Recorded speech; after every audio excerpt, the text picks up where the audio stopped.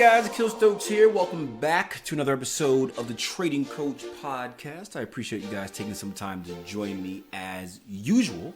If you guys are brand new, my name is Akil Stokes. I am a former struggling trader turned consistently profitable trader, money manager, trading coach, and co-founder of Tier1Trading.com. And this is a podcast that I put out just sharing my journey with you guys. I always believe in evolving as a trader and evolving as a person. I'm going through both all the time, and I'd like to share that journey with you in hopes of giving you some insight that will allow you to evolve and better yourself as well. Today, we're going to talk a little bit about surrounding yourself with success. That's a pretty good title. I need to write that down. But surrounding yourself with success and how to put yourself in the position to not only stay motivated to achieve your goals, but stop making excuses, right? And this comes from a few different conversations that I had, actually. One of them was with my good friend, Bob Facile, right? Bob Facile is a TED Talks event organizer and a brilliant mind. And one of the reasons he's such a brilliant mind is because he spends a lot of his time around the most brilliant minds in the world. I don't know if you guys are familiar with TED Talks, but to dumb it down for you, they are very inspirational, motivational, and really insightful discussions and talks and speeches that happen that are meant to inspire and motivate and all in all help us create a better world. And this past summer, it had to be summer. This past summer, he was invited into the Big Dog TED Talks event where they ship all of the important people from TED Talks over to, it was Scotland this year, to discuss and plan and just have a good time. And he was over there, and of course he was bragging to me, because that's what Bob likes to do, about all of the brainiacs and people he's around. And he noticed that, or I guess maybe he didn't notice, but he said he felt like the dumbest person in the room. Now, this isn't a negative thing, guys. Many of us are ashamed to feel like the dumbest person in the room. In fact, many of us, because of our egos, because of, how we want to be perceived and judged, we always want to be the smartest person in the room, right? Have you ever had that person that, you're in a meeting or a group discussion and like they're always right, they're always saying as much as they can to brag, right? That's typically that person. Well, in my business, I do this. Well, you know what? Like those type of people, right? I would actually rather be the opposite. I want to be the person in the room that is really afraid to share his accomplishments because it doesn't live up to everyone else. Right? And you may say, Akil, why would you want to put yourself in that position? That's embarrassing. No, that means that everyone else in that room that I'm surrounding myself with is more accomplished, has achieved more than me. And these are the people that I want to be around because they're going to give me tips. They're going to give me insight. They're going to give me motivation to become a better person. And of course, I can pass that along to people that I work with, friends, families, and of course, the clients that I work with at Tier 1 Trading. But he was at this event in Scotland, and he was asked to really run a kind of a beta test for something new that TED Talks is working on called TEDx Circles. And essentially, the reasoning behind these TEDx Circles was that they're looking for different methods to not only just spread the word, but practically applied. And we'll take a break here to kind of discuss the purpose of practical application, right? Understand, most of us out here, many of you guys listening to this podcast right now, you think you're learning, but you're not really learning, right? Understand that when you hear something, you only retain 5% of it. When you read something, you only retain 10% of it. That means 90% of it is lost, right? So many of us, they listen to podcasts. Many of us, we listen to YouTube videos, we may read books, and we think that we're learning. We feel that we're learning, but we're actually just forgetting it, right? Think of a book and that you read maybe a year or so ago and ask yourself how much you remember from that book. Probably very little. What really makes the difference is when you practically apply it, right? You retain about 80 or 90% of the information when you teach it, when you apply it right away, right? This is one of the reasons we have are live trading rooms, right? People think the live trading rooms are just a signal service. You can come in and watch Jason Greystone and Akil Stokes trade, and I'll get ideas for what to buy and what to sell, and I'll make $1 million. No, it's not a signal service. Trust me, I'm very against that because I don't think that makes you a better person. Now, if you're using a signal service for a specific need or a specific reason, that's different. But if you're using it to learn or a shortcut, that's a horrible idea because you're not really learning a skill. But the point of our live trading room is it gives us a chance to practically apply what you're learning to the live market. So not only are you learning something in the training courses and you're taking notes and you're practicing it on your own, at least you should be, but now you're taking that information, you're taking that knowledge while it's fresh, you're putting it into a live environment and you're seeing how does this work in an actual live environment. And that allows you to just understand it more and retain more and more and more. And what TED Talks wanted to do with this is they wanted to create something kind of this sort, because right now they have a lot of videos, they have a lot of live events, but people, as you can understand, are watching the videos and then what happens after that? Is there any action? No, you watch the video and then you're like, oh man, that was cool. And then you go on with the rest of your day and you forget what the video said, right? 10 minutes later, right? I've done that. I've watched a lot of TED videos and I can recall like 2 of them. Right. So what they wanted to do was they wanted to do these new type of events, and we're fortunate enough to be kind of one of the beta testing cities for it, where it's called TEDx Circles, where they bring a group of people together. Right. And I took part in this last week, which was the best decision I made in my life. But they bring a group of people together. We watch a specific video. There's a specific theme for the month and whatnot. And then as soon as we watch it, we discuss it. So we practically applied. And of course, there's a moderator there who tries to poke and prod and plays devil's advocate so that we can kind of look for extremes and stuff like that. And then the point of that is that, during that discussion, if you've ever had a discussion with very smart individuals or just very, individuals that have a lot of insight, you feel fired up, you feel better about yourself. And the first thing you want to do is you want to tell a friend.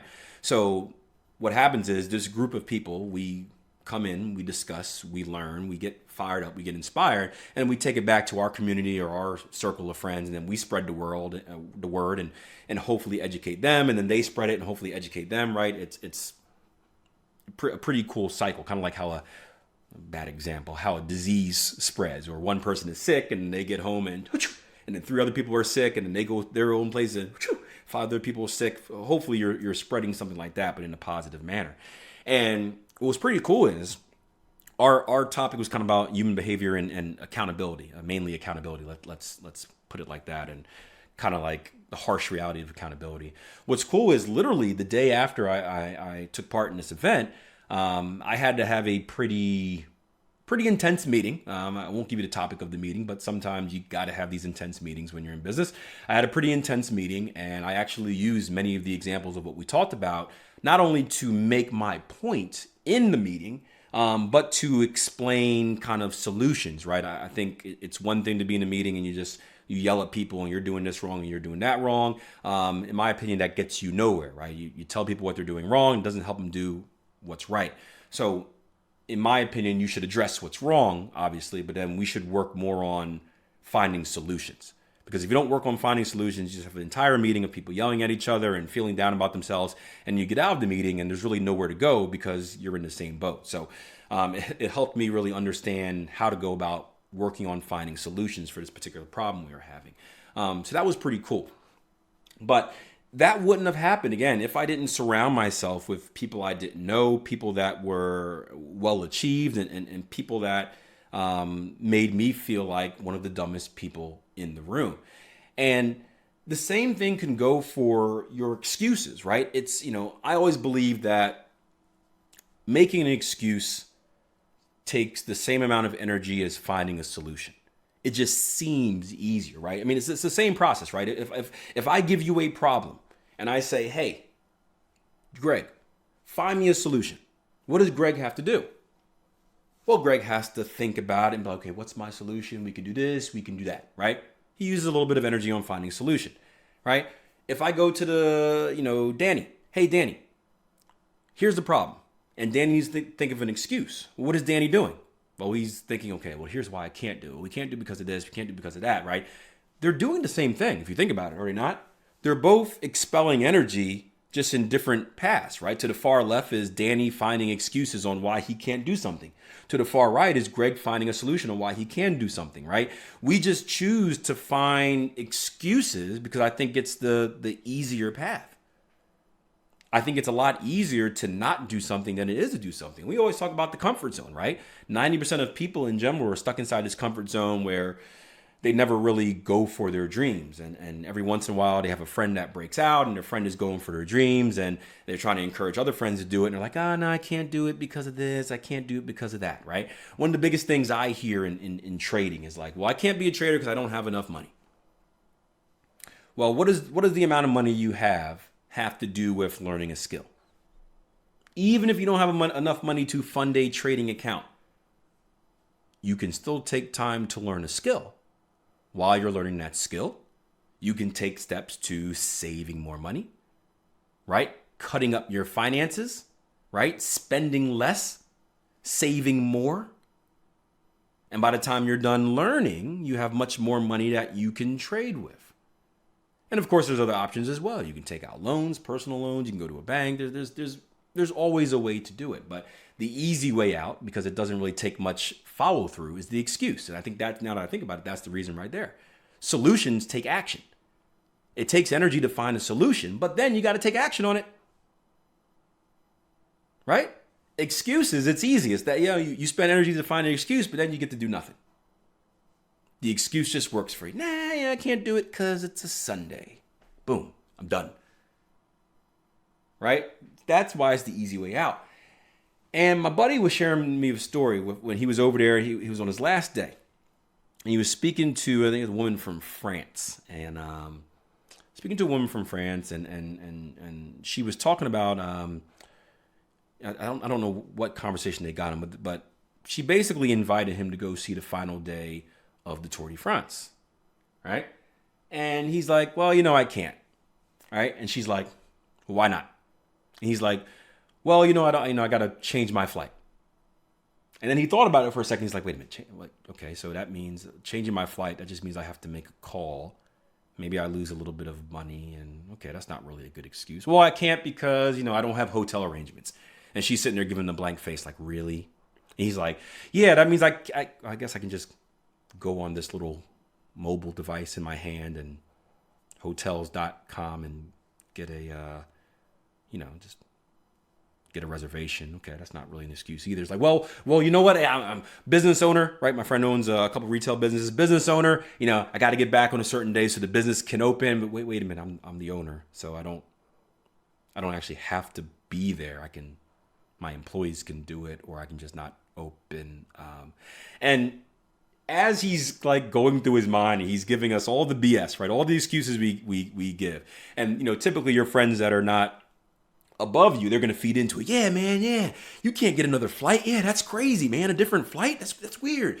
Where are you going to stay? A hotel? Like, can you really get a hotel reservation this late? I mean, how many hotels are there? Yeah, you got to get back to work because, if that business doesn't open, like, you may lose some income and yeah, you got an employee, but can you really trust him to open up the store? Right? Your friends are typically feeding into those excuses. You're like, yeah, I can't do it. Yeah. Right? And her, on the other hand, was just staring at him just like, okay, come on, give me the next BS. You ever try to you ever try to lie to your parents? I used to do this all the time, and hopefully my parents are listening to this. They knew. It doesn't matter. I used to do this all the time in grade school, right? You fail a test, and you get that call. It's like, Akil, we need to talk. Ah, damn it, gosh. Teacher said you got an F on this test. Why'd you get an F on this test? Teacher doesn't like me. You look at their face; they're just giving me the blank stare. Okay, that doesn't work. I couldn't see the questions. I needed glasses. I got glasses. Okay, crap. I was hungry, and they're just nope, not buying it. Right? Your friends will typically, that's how this lady was looking at him, and as he read her facial expressions, her physical response, he stopped and paused for a second. He said, you know what? There's no reason I can't do this. There's really no excuse. I'm just making these up. There's no reason I can't do it. So he said, you know what? Yeah, okay, I'll go. And he went out to France. He caught the last day, sent me videos, called me up, right? Called me up, FaceTime me, sent me videos of him being there. I'm cursing him out because I'm so jealous. I'm watching on my TV, wishing I was there. And he's just having the time of his life. He says it was the best day of his life. The best day of his life. And I want you guys to think about something for a second, right? Think about what's the best day of your life. Maybe not even the best day. What's a recent, really, really good day in your life? I want you to think about that recent, really, really, really good day in your life. And think about if during that day, right, to the events that led up to that happening, did you have a choice to make an excuse or find a solution? Chances are you probably found a solution. There was probably at some point in that day where you were given a choice to do something or not do something. And you were teeter-tottering, you're on the fence, you're like, I don't really want to, but I know I should, and then something says, do it. And you did it. And the result was the best damn day of your life. Imagine if you did that every day. Imagine if you did that every day. I've never done this exercise, but there was an exercise I've heard before. It was like you just say yes for like a month. So whenever someone gives you an option or there's something you want to do, you just say yes. You don't even think about it real quick. Yes. And then you find a solution. Don't even entertain the thought of an excuse. You just say yes. Imagine how great your life would be. Imagine how many more of those great life moments you would have. I look back at some of the greatest moments in my life. I look back, we'll take it to a trading example. I look back to when I was given the choice to learn how to trade. Not only deciding to answer the phone call, which I don't answer numbers I don't know. So typically if you call me, if it's a number I don't know, I will not answer it, especially at that time where there were bill collectors and whatnot. I decided to answer the phone. I answered the phone. I talked to my trading mentor. And at the end, I was offered an opportunity not to buy a course or anything like that, just to join him in a live room. He said, hey, come see how I trade. And I said yes. And then as I looked on the website and I saw the option, I had a week. He wasn't selling me anything. I was curious, went to the website and said, what is this guy offering? It looks good. And there was an option there for a trading course. And I had a moment. I had a moment where I had to make a decision. I could make an excuse. It's too expensive. It was $3,000, right? Too expensive. Could have had a million other excuses, but you know what I said that day? And I don't even know why I did it. I mean, I know I was fired up from the live room. It felt like the right fit. I know I was very focused on becoming a professional trader because I already quit my 3 jobs. I had no other choice. But for some reason, on this particular day, right, and compared to all the other stuff I see on the internet, right, that can promise me riches right away, I said yes. I said, you know what, let's just jump in. Let's do it. Changed my life. Would not be where I'm at today if it wasn't for that. And I have many examples of that, right? Real estate, my first property, really every property feels like that, right? You can always make an excuse to buy or to not buy or to sell or not sell a property. So every real estate investment is like that. Every business aspect is like that too. I mean, look at tier 1 trading. Right? After I left Trade Empowered, I had a few choices. Do I still want to teach? Do I just want to trade? Do I want to go back into money management? Me and Darren talked about an idea. He said, you know what, let's just do it. Brought Jason Greystone in, talked about the idea. Hey, let's do it. 2 years later, right? We've got the #1 trading educational platform in the world. Forbes magazine. Like, it's crazy.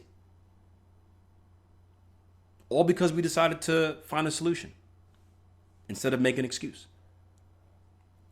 So seriously, think about the best day of your life. Think about the events that led up to that and try to pinpoint that time where you were just like, yeah, whatever, let's do it. And I want you to feel what you felt as the result of that. I want that feeling to get you high. Right? I want you to want to chase that feeling every single day in life. I feel like that every day, right? Why? You know why? I spend my entire life right now, and it took a lot of struggle to get here. Don't get me wrong. A lot of hard work, struggle, sacrifice to get here. And a lot of sacrifice right now. I've told you guys in the podcast many times the stuff I sacrifice, right? I'm not trying to get here and be like, oh, entrepreneur life, right? Easy. No, I sacrifice a lot. A lot of relationships. A lot of time with my kids, even though I do this to get time with my kids, right? I sacrifice a lot. But I spend every single day, and this is no lie, I spend every single day doing only what I want to do. Right? There is never a day where I have to do something that I don't want to do. Now, there are things that I may not like doing that are needed to do for the business, right?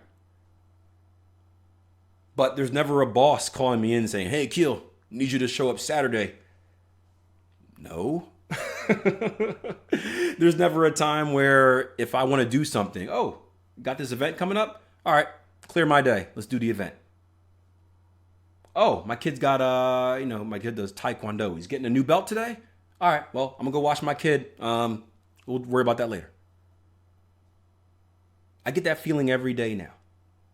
And it's all because I said yes lots of times over the last, 10, 15 years. So think about that. 2 things I want you guys to do. 1, I want you to get in the habit of surrounding yourself with people who are more successful than you. Whether it's in person, in person is better. I think a physical relationship is great.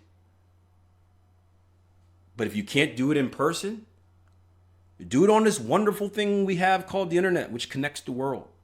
Find a mastermind group. Find a group of friends. Shoot, you don't even have to, it doesn't even have to be a close relationship, right? Follow people. Here's something I do. I follow so many motivational people on social media, right? They don't even know who I am. They have no idea who I am. I'm just follower number 1,000,000.4. But guess what? I follow them. They post motivational content. I see what they're doing, right? I get something out of it. You can even do that. There's no excuses. But surround yourself with that positive environment. I guarantee you're going to start seeing a difference in the way you think. I guarantee you're going to see a difference in the way you act. And if you do have that personal relationship with people, when you try to bring them excuses, if there's someone that's in a higher position than you, they're not going to feed into it like your old friends would. No, no, no, no. They're going to look at you and say, really, bro? Really? That's why you can't do it? Is that an actual reason? And for every excuse you give them, they're going to give you 5 solutions on why you can't. And part 2 of what I want you to do is don't make more excuses when they give you those solutions. Just say yes. Just say yes. Just say yes. Just say yes.